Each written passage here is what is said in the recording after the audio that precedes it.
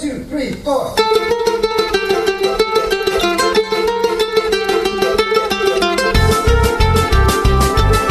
Good morning, everyone. Good morning. Hi, everyone. This is Jewish Talk, coming to you live from Nassau Community College on 90.3 WHPC and streaming live on the college station, the iHeart app, and the iTunes.com. This program is reposted and archived on Spreaker.com all week. Don't forget, you can join us right now in the studio by going to my Facebook page, Rabbi Pearl. Hi. Yes, this is Rabbi Pearl.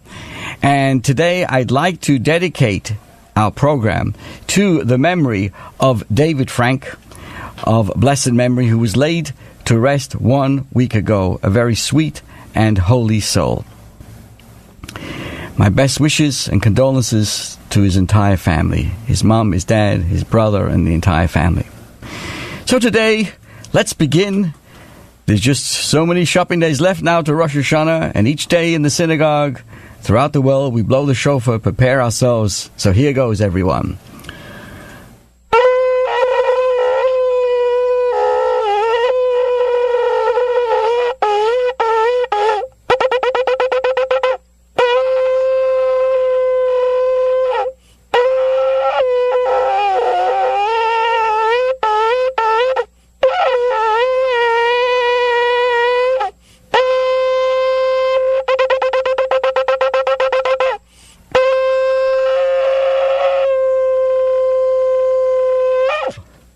Wishing everybody a very happy, healthy, sweet New Year. B'tov hanir v'nigla in a very, very revealing way. So let us begin today as we remember Senator John McCain. Now, appreciate the fact that he was the longest serving U.S. Senator, a war hero, former presidential candidate, and a long-time conscience of the nation. And of course, as you know, he passed away at the age of 81. In a career that spanned 6 decades, Senator McCain championed human rights, defense spending, campaign finance reform, and was a relentless voice for civility and decency in public policy. He was also a great friend and supporter of Israel. Even the political maverick, John McCain, he bucked convention in anything. I'll tell you how. He became the best friends with Senator Joe Lieberman, formerly Democrat from Connecticut and an observant Orthodox Jew. McCain and Lieberman, as well as Senator Lindsey Graham from the Republic from South Carolina, became extremely close, dubbing themselves the Three Amigos.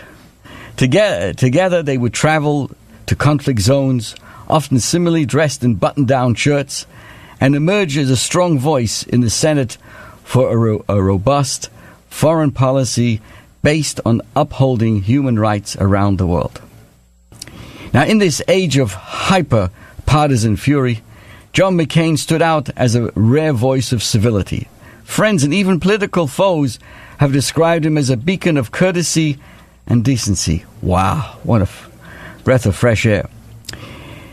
He loved Israel and believed in its righteousness and always supported its security. This is how Tzipi Livni, the former foreign minister and leader of Israel's Labour Party, remembers the senator. And she says that, "I had the privilege of working with him and will always remember the rare person he was. Israel owes him a big thanks." And I would like to add, dear friends, the opening second chapter of the Ethics of the Fathers that we studied this weekend reads, Rabbi Yehuda the Prince, Rebbe says, the great redactor of the Mishnah said, "Which is the right path for a person to choose for himself?" Right, there's an interesting question. Which is the right path for a person to choose for himself? And the answer the Rebbe gives, whatever is beautiful for the one who does it, and is also perceived as beautiful by other people. So an important part of living life is to choose the kind of life that is beautiful. And the definition of if your life is beautiful, if it also is perceived as beautiful by others. If the way you live inspires others, then that was a beautiful life. Senator McCain clearly lived up to this deep teaching. May his soul rest in peace. I'd like to say a special hello to everybody listening, and of course those who are also watching us on Facebook Live. Hello to Brian Allen and to Chris Russ and to all the wonderful people who are joining us today. Which brings me to an important issue that I've often spoken about here. How would you like to be treated when you die?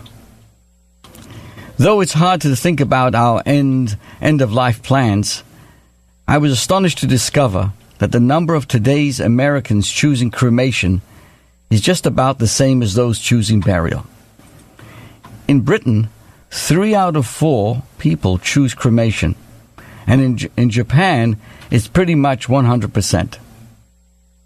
For us, for the Jewish people, cremation is not a kosher option.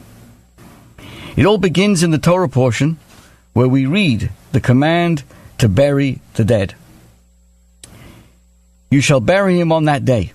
The Jerusalem Talmud explains that this requires us to bury the body in its entirety, not after it has been diminished through cremation or any other manner. But the question is, what really is the difference between burial and cremation? After all is said and done, it's just a pile of dust either way. But if you look a little closer, you discover a striking difference between the two. When buried, the body becomes earth. When cremated, it becomes ash. While ash represents death and can't regenerate, earth represents life and grows anew. When buried, our ancestors became the very earth that gave rise to subsequent generations, just as the earth sustains new plant life. Our parents live on through us. When cremated, our loved ones become ash and cannot sustain new life. It is a true dead end and a tragic insult to their legacy that cannot live on. Incidentally, this is also why our tradition insists that we bury our loved ones under the ground and not in a crypt or a mausoleum. Instead of being buried in a concrete vault that doesn't allow for any regeneration, we bury beneath the ground, where the body naturally returns to the earth from which it came and finds its place in the circle of life. Burial beneath the ground, exposed to the earth, in a wooden coffin, specifically another Jewish requirement as opposed to something metal, is all in order to allow for the natural cycle of rebirth and regeneration to take place. Our lives aren't abruptly ended when we die. Our legacy continues through those we leave behind. This is actually a question people many ask. What is the reason why you'll notice another identifying symbol of a Jewish cemetery? While non-Jewish cemeteries are covered in beautiful flowers, Jewish cemeteries are not. Instead of placing a wreath or a bouquet upon our loved ones, we place a stone. The reason is that flowers are only pretty for the first few days before they wither and die.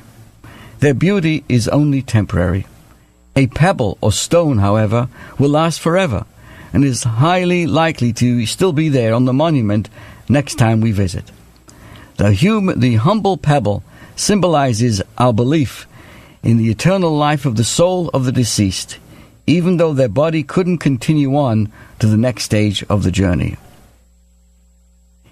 The importance of a body, Jewish, in the Jewish tradition, according to the Jewish thinking, a corpse is a sacred entity. In fact, the Talmud compares a corpse to a sacred Torah scroll. Just as the Torah scroll requires respect because it is a sacred sanctity, so too the body requires respect because it is a sacred entity. Why is a corpse sacred? One explanation is that the body gains permanent sanctity because it was the vehicle for the sacred soul and because of its role in performing good deeds throughout the life.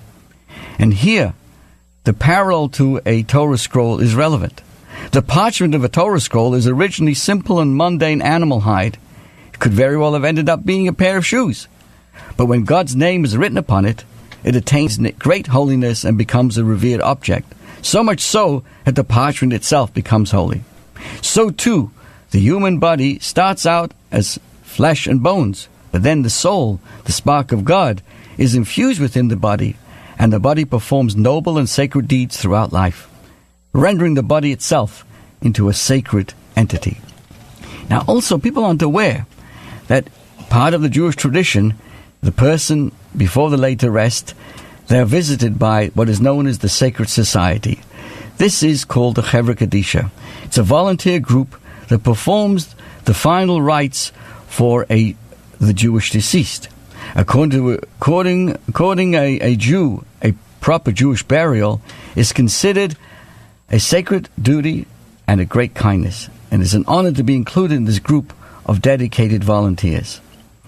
Now, the contemporary Chevra Kadisha often works hand in hand with funeral parlors, cemeteries, hospitals, and the families to ensure that the Jewish dead are accorded the highest form of dignity and respect.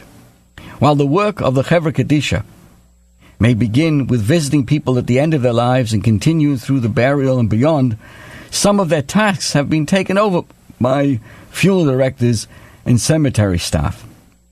An important duty of the Chevra Kadisha, the people who handle the body after the person has passed away, is known as the Tahara, purification, which entails gently washing the body with water, grooming it, clothing it in a plain white kittel, a shroud, and other garments.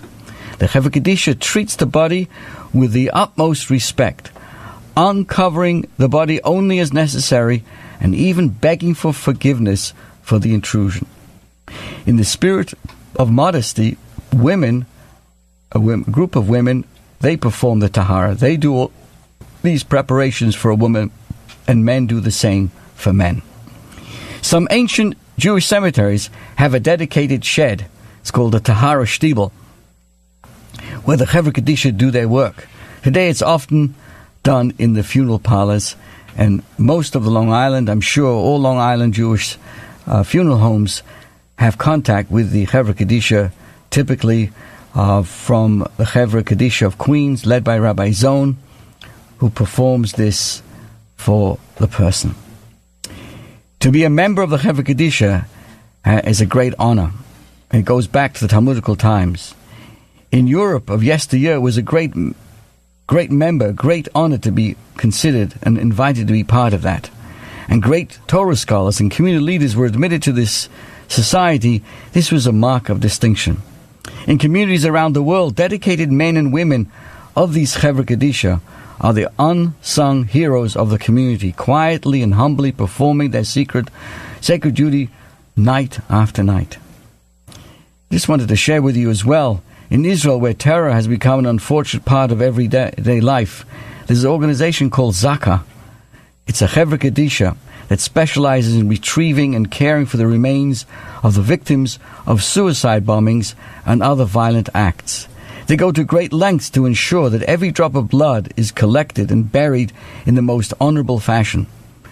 Reaching well beyond Israel, in 2005, Zaka was recognized by the United Nations as an international volunteer humanitarian organization and is often called upon to assist other countries following disasters.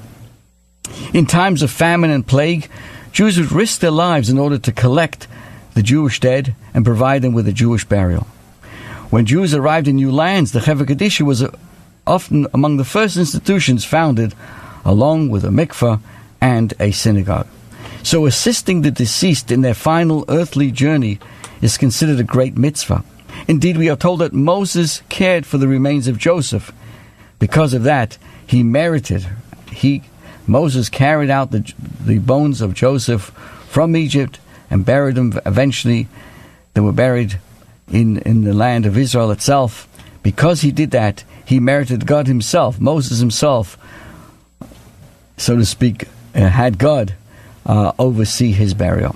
This is considered a chesed shel emes, an amazing ultimate kindness since the deceased is not able